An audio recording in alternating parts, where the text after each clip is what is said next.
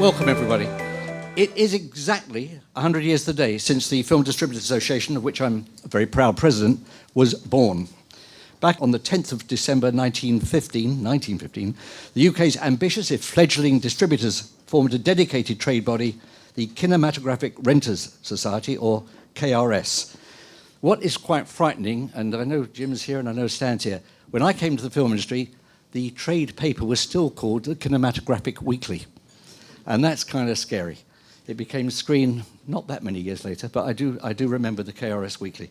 And this, of course, marked the dawn of organised film distribution, certainly as we would recognise it today, or at least the way we recognise it most of the time.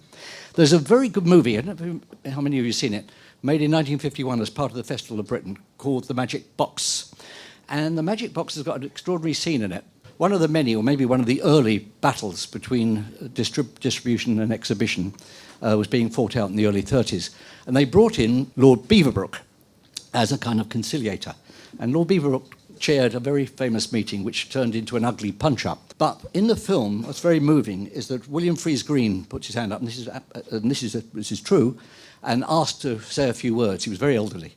And he came to the stage and he makes an impassioned speech about the fact that the film industry is more than business, because the fights have been over terms. And it's a very, very impassioned speech about what it is and what it can be. He then has a seizure, which he did, and is carried into a nearby room where he died.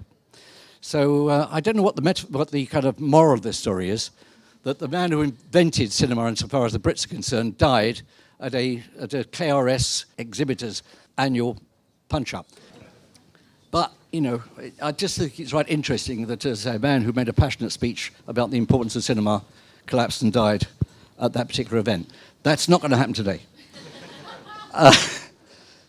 Our name was subsequently modernised to the Society of Film Distributors, which in turn morphed into today's FDA. Now, it really is a great pleasure to see some legendary figures from the SFD era with us this afternoon, among them the former Managing Director of UIP and SFD President Jim Higgins. As a number of you will recall, FDA's centennial celebrations kicked off in June with a concert of British film music played by the Philharmonia Orchestra it was a packed Royal Festival Hall. Later in the summer, an FDA gallery exhibition of film posters called The State of the Art Cinema celebrated the links between film, photography and graphic design. An online hub, Film Scrapbook, was set up especially to collect and share people's memories of the occasion of our centenary. In October, we published an analysis of the economic impact of UK film distribution. FDA commissioned it from Safni Champras and Nordacity. Anyway, today I'm going to slightly switch focus, because as well as celebrating the origins of film releasing, I'd like to talk a little about tomorrow's business. I have three forward-looking initiatives to very briefly touch upon, which I hope, taken together, will inspire future generations and turn our centennial celebrations into what is a real and lasting legacy. Firstly, I'm delighted that we're today launching a generic guide to film distribution for secondary school teachers and their digital native students, all of which will be aged over 14 and over. Via a new wall chart and a website full of data and video content, the guide spans 100 years of media innovations, coming bang up to date with an interactive exploration of the ways in which trailers motivate audiences. I very much hope that this free guide, and it is a free guide, will enjoy a very long shelf life as a teaching resource in schools and colleges right across the country. Secondly, it's a real pleasure to be able to announce a new internship programme for UK film distribution. As you may know, a pilot scheme ran this year, a partnership between FDA, Film Export UK, the ICO and Creative Skills Cat, with such really extraordinary success that half of its participants already secured ongoing positions, permanent positions, in our industry. And I'm thrilled that the scheme that I launched just over a year ago, including an FDA Richard Attenborough Scholarship to support placements for 2 young people based outside of London, has borne such immediate fruit. One of you may wonder, why the angle, the outside London. It's worth mentioning, because I try to mention him as often as I can, very important we don't forget him, is that Dickie Attenborough's entire career was based on living in Leicester on a scholarship that he got at RADA. And he was always obsessed by opportunities for people who were not in London to make their way to the metropolis and get the very, very best training that was available. So in a sense, it's not just that the scholarships have borne fruit, it's the fact they've borne fruit in exactly the way that he would have wished. I can only offer my congratulations to everyone concerned and hope that the 2016 version of the programme is a similar success.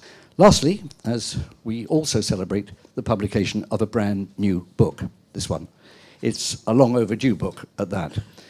Personally, I couldn't be happier that it's been born today of all days and celebrated at this very particular occasion. As you by now know, its title is Delivering Dreams. It's been written with deep knowledge and matching affection by Geoffrey McNabb, and it's published in paperback and ebook forms by IB Tauris. The thoroughly researched book, highly accessible text, traces the story of British film distribution from its origins as a standalone business right the way through to today's rapidly shifting digital operations. And I very much hope you'll enjoy not just reading it yourself, but perhaps even recommending it to other people, and Geoffrey would join me in that hope. Delivering Dreams makes the point that distributors are and always have been the unsung heroes of the film and cinema industry.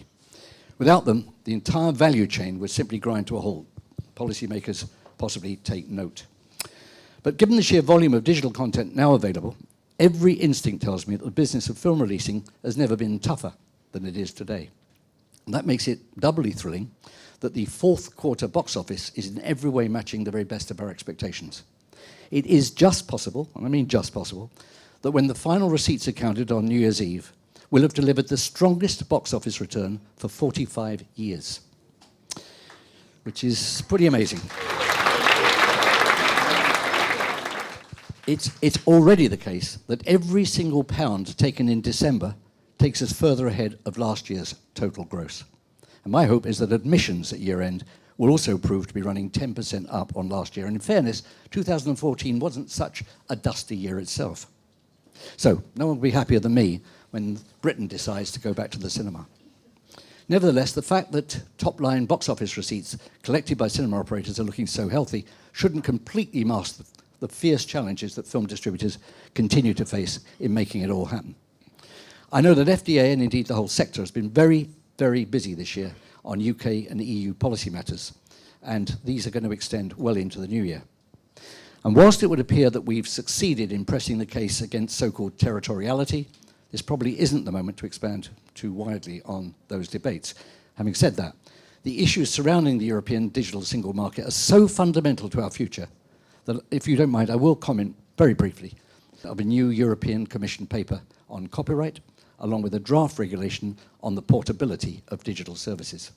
Doesn't sound the kind of thing for a celebration, does it? But just very briefly, there's been a great deal in both of these communications that I believe we can genuinely welcome. A number of measured and entirely fair principles that I think all of us can comfortably sign up to. But it's very important to stress that any future legislative changes must be based on sound evidence and not merely assertion. And as far as film is concerned, the retention of flexible territorial licensing to ensure plurality of choice for European citizens within a digital single market isn't just justified, as we, I think, have managed to prove it's entirely essential. So, back to us today. And can I just take this opportunity to wish all of you and your families a very Merry Christmas, although Lord knows where last year went, it's just vanished. Thanks very much for listening to me, and let's raise our glasses to the successful launch of Delivering Dreams and to the FDA's 100th birthday. Cheers.